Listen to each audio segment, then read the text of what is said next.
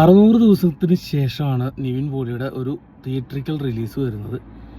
Week day ആയിട്ട് പോലും, afternoon show ആയിട്ട് പോലും 80% മുകളിൽ ആളുകൾ നിറഞ്ഞു കവിഞ്ഞ ഒരു ദുബായിലെ ഒരു തിയേറ്ററിലാണ് ഈ സിനിമ കണ്ടത്. എല്ലാവരും ക്രൗഡും മൊത്തം ചിരിച്ച് മറിഞ്ഞ് അർമാദിച്ച് കണ്ട ഭയങ്കര ക്യൂട്ട് ഫീൽ ഗുഡ് പ്രേത സിനിമ.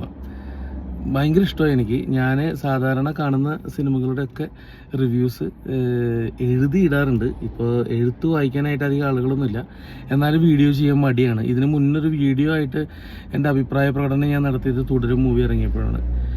ഈ സിനിമ വീഡിയോ ചെയ്യാമെന്ന് വിചാരിച്ചത്. എനിക്ക് ഇത് ഭയങ്കര ക്ലാസിക് സിനിമ അങ്ങനെയൊന്നും തോന്നിയിട്ടില്ല. പക്ഷേ നിവിൻ പോളിയുടെ മിസ്സായിട്ടുള്ള കുറച്ച് പരിപാടികളുണ്ടായിരുന്നു.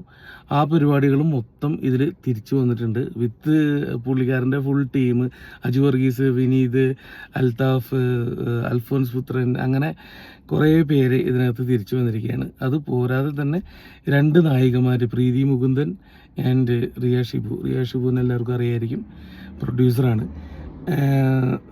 പ്രീതി മുകുന്ദൻ ഇതിനു മുന്നേ മലയാളത്തിൽ തന്നെ രണ്ട് സിനിമകളിൽ രണ്ടാമത്തെ സിനിമയാണെന്ന് തോന്നുന്നു.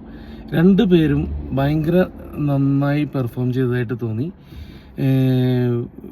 റിയ ഷിബുവാണ് ഇതിൻ്റെ ഒരു ടോട്ടൽ ഷോ സ്റ്റീലർ. നിവിൻ പോളിയുടെ കൂടെ കട്ടയ്ക്ക് നിന്ന് ഭയങ്കര ക്യൂട്ടാണ്, ഭയങ്കര രസകരമായിട്ട് പറഞ്ഞു പോയിട്ടുള്ള. ഇതിനു മുമ്പ് ഞാനൊരു സ്വല്പം മോശം സിനിമ കണ്ടപ്പോൾ അതിൻ്റെ ടൈറ്റിലിൽ പടം തുടങ്ങുന്നതിന് മുമ്പ് എഴുതി കാണിക്കുന്നുണ്ട്, ഇത് ലോജിക്കില്ലാത്ത സിനിമയാണെന്ന് എഴുതി കാണിക്കുന്നുണ്ട്. പക്ഷേ ആ സിനിമ കണ്ടപ്പോൾ ലോജിക്ക് മാത്രമല്ല വേറൊരു തേങ്ങ അതിനകത്തില്ല എന്ന് മനസ്സിലായി. പക്ഷേ ഈ സിനിമയിൽ അങ്ങനെയൊന്നും അവകാശവാദങ്ങളൊന്നും ഇല്ലെങ്കിലും ഇതിൻ്റെ ഒരു സ്റ്റോറി സത്യം പറഞ്ഞാൽ ഇല്ലോജിക്കലാണ്. പക്ഷേ നമുക്ക് എൻജോയ് ചെയ്യാൻ വേണ്ട സകലമാന സാധനങ്ങളും ഇതിനകത്തുണ്ട്. ക്രിസ്മസ് വിന്നർ എന്നുള്ളത് ഞാൻ ബോക്സ് ഓഫീസ് പ്രൊഡിക്ഷൻ എന്ന് പറഞ്ഞിട്ട് ഞാൻ റിവ്യൂ എഴുതുന്ന എല്ലാ സിനിമയുടെയും താഴെ കൊടുക്കാറുണ്ട്. അപ്പോൾ അതുപോലൊരു പ്രൊഡിക്ഷൻ ശരിയാവാൻ തെറ്റാവാം. പക്ഷേ എൻ്റെ കൺസെപ്റ്റിൽ ഞാൻ ക്രിസ്മസിന് ഇറങ്ങിയ മറ്റു സിനിമകളൊന്നും കണ്ടിട്ടില്ലെങ്കിൽ പോലും ക്രിസ്മസ് വിന്നർ ആവാൻ ഏറ്റവും യോഗ്യമായ ഒരു സിനിമയാണ് സർവമായ. ഇത് ഭയങ്കര രസകരമായിട്ട്, ഇതിൻ്റെ ഫ്രണ്ട് ലൈൻ എന്ന് പറയുന്നത് കോമഡി തന്നെയാണ്. ഭയങ്കര ഉല്ലസിച്ച് ചിരിച്ചു പോവാം. ഒരു സത്യനന്ദിക്കാട് മൂവീസിൻ്റെ പോലെ തന്നെ ഒരു ക്ലൈമാക്സിൽ ഭയങ്കരമായൊരു ട്വിസ്റ്റോ പരിപാടികളോ ഒന്നുമില്ലാത്തൊരു ക്ലൈമാക്സ് ആണെങ്കിൽ പോലും മനസമാധാനമായിട്ട് കണ്ട് ചിരിച്ച് എൻജോയ് ചെയ്ത് തിരിച്ചിറങ്ങാവുന്ന ഒരു സിനിമയാണ് സർവമായ. ഇപ്പോൾ ആരെങ്കിലും ക്രിസ്മസിന് സിനിമയ്ക്ക് പോകാൻ ഉദ്ദേശിക്കുന്നുണ്ടെങ്കിൽ first choice should be Sarvam Maya. Nivin പോളിയുടെ പഴയ ചാമും പരിപാടികളും എല്ലാം ഇതിനകത്ത് തിരിച്ചു വന്നിട്ടുണ്ട്. ഭയങ്കര രസകരമായിട്ട് എടുത്തു വെച്ചിട്ടുള്ളത്, നമുക്ക് ഭയങ്കര കളർഫുള്ളായിട്ട് ഒരു പാട്ട്. എനിക്ക് ആകെ ഒരു വിഷമം തോന്നിയത്, നിവിൻ പോളി സിനിമ വിനീത് ശ്രീനിവാസൻ പാടുന്നു, അഖിൽ സത്യൻ സംവിധാനം ചെയ്യുന്നു. അപ്പോൾ ഇങ്ങനൊരു സിനിമയിൽ നമ്മൾ എക്സ്പെക്റ്റ് ചെയ്തിട്ട് എനിക്ക് കിട്ടാതെ പോയത് ആകെ ഒരു ഭയങ്കര ഹിറ്റായ വൈറലായ ഒരു സോങ്, അത് ഇതിൽ എനിക്ക് കണ്ടില്ല എന്ന് തോന്നി. പക്ഷേ അത് ഒഴിച്ചു നിർത്തിക്കഴിഞ്ഞാൽ Sarvam Maya is the Christmas winner in the Malayalam box office. ഞാൻ ഭയങ്കര ഹാപ്പിയായി, അതുകൊണ്ടാണ് വീഡിയോ ചെയ്യാമെന്ന് വിചാരിച്ചത്. ഓക്കെ,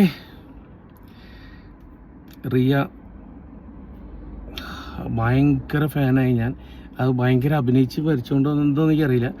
ഭയങ്കര ക്യൂട്ട് പെർഫോമൻസാണ്. അതിപ്പോൾ എന്താ പറയുക, ക്രഷൊക്കെ തോന്നുന്നു പറയില്ലേ, അങ്ങനെ ഒരു പെർഫോമൻസ് ചെയ്തു വെച്ചിട്ടുണ്ട്. പിന്നെ അതിനകത്ത് അഭിനയിച്ച എല്ലാവരും, നിവിൻ പോളിയുടെ ഫാദറായിട്ട് രഘുനാഥ് പലേരി, മധു വാര്യർ ബ്രദറായിട്ട്, പിന്നെ ഈ പറയുന്ന അൽഫോൻസ് പുത്രൻ, അൽത്താഫ്, അങ്ങനെ കുറേ ആളുകൾ ഇതിനകത്ത് വന്നിട്ടുണ്ട്. അജു വർഗീസ് നിവിനും ഓൾറെഡി പ്രൂവൺ ആയിട്ടുള്ള ഇതാണ്. പക്ഷേ പുള്ളി ഭയങ്കര രസമായിട്ട് ആ കോംബോ വർക്ക് ചെയ്തിട്ടുണ്ട്, ഭയങ്കര രസമായിട്ട് ചെയ്തിട്ടുണ്ട്. ഓക്കെ, ടോട്ടൽ കഥയുടെ ഒക്കെ കാര്യം എടുത്ത് നോക്കുകയാണെന്നുണ്ടെങ്കിൽ കഥയ്ക്ക് വേണ്ടി കൊണ്ടുപോകുന്ന രീതിയിലുള്ള ഒരു തിരക്കഥയാണ്. പക്ഷേ എൻ്റർടൈൻമെൻറ്റ്, അതാണല്ലോ സിനിമയുടെ ഒരു ആത്യന്തികമായ ലക്ഷ്യം. 100% അവരതിൽ വിജയിച്ചിട്ടുണ്ട്. ആൻഡ് ഞാനതിൽ സന്തോഷിക്കുന്നുണ്ട്.